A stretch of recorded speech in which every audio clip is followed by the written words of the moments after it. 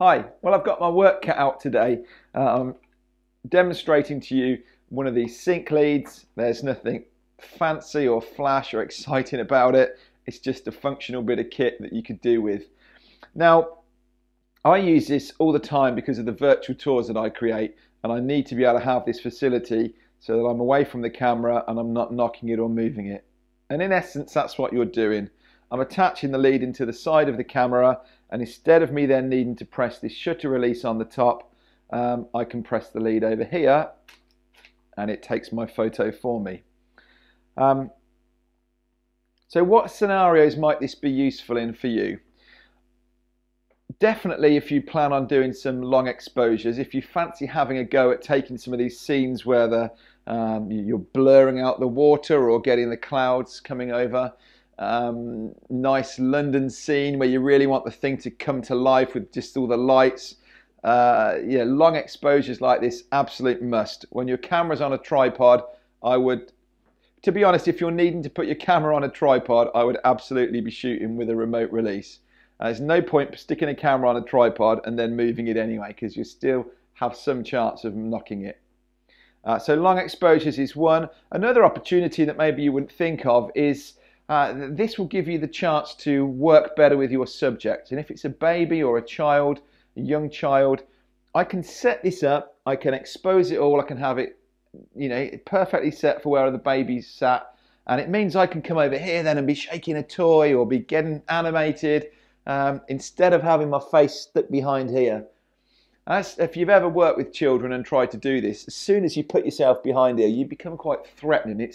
It's not nice. So I can set this up, and as long as I wouldn't do this if you're doing a very shallow depth of field. If you're on your 50mm lens or something and you've got a very shallow depth, you need to be constantly focusing this. But if you're not, if it's quite wide, maybe you're outside and you've got the kids playing there, well, I can come out here now and I can be all fun and exciting, click away, and they don't even know that the pictures are being taken. So that might be another scenario where you can use this.